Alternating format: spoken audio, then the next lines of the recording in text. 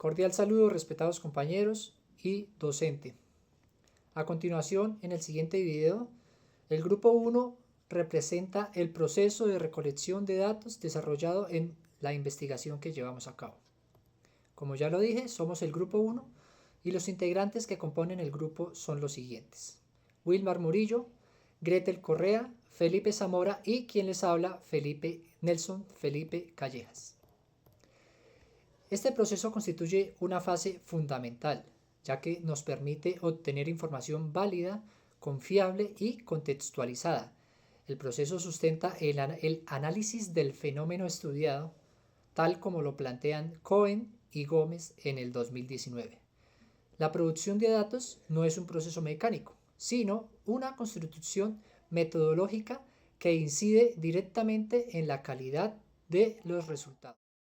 En relación con la población, la investigación se desarrolló en la institución educativa rural Kilómetro 18, ubicada en el municipio de Caucasia, departamento de Antioquia. La población objeto de estudio está conformada por dos grupos fundamentales que permiten abordar el fenómeno desde una perspectiva integral. En primer lugar, los estudiantes de educación básica de los grados quinto y octavo y los estudiantes de educación media del grado décimo, quienes representan distintos niveles del proceso formativo, pero que son actores clave para el logro del objetivo de esta investigación. En segundo lugar, se incluyen los docentes responsables de estos mismos grados, quienes desempeñan un papel importante en el diseño, implementación y orientación de los procesos evaluativos, incidiendo directamente en la formación académica y socioemocional de los estudiantes.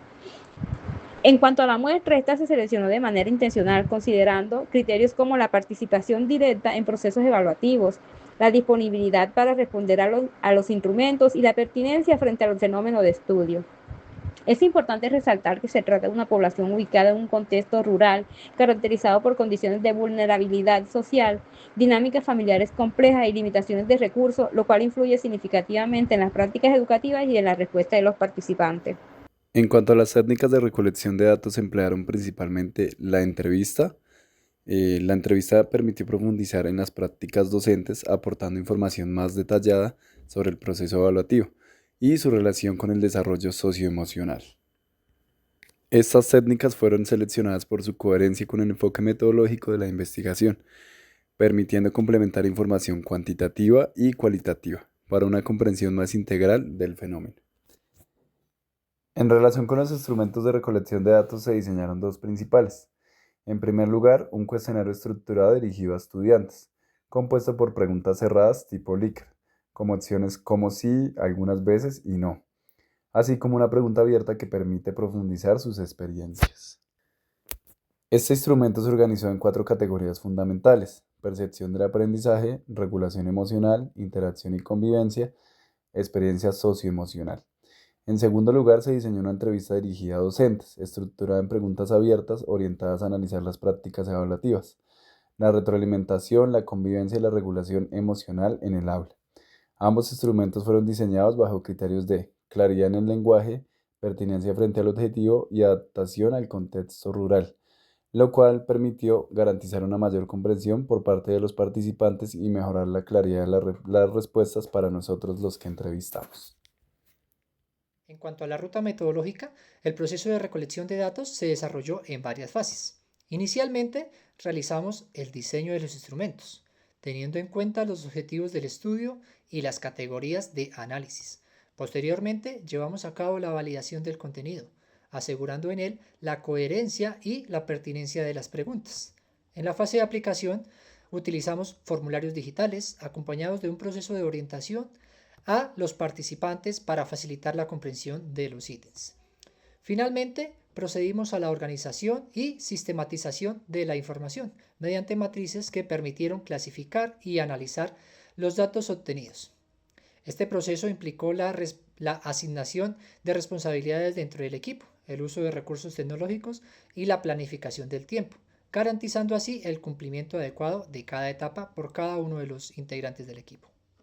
Bueno, en este caso es importante resaltar dos momentos clave del proceso: el análisis de datos y la reflexión final. Lo primero, cuando ya se tenía toda la información recolectada, se organizó en un plan de análisis.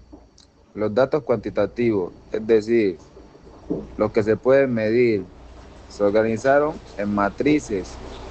Esto nos permitió con mayor claridad las tendencias, las frecuencias y algunos patrones de respuesta.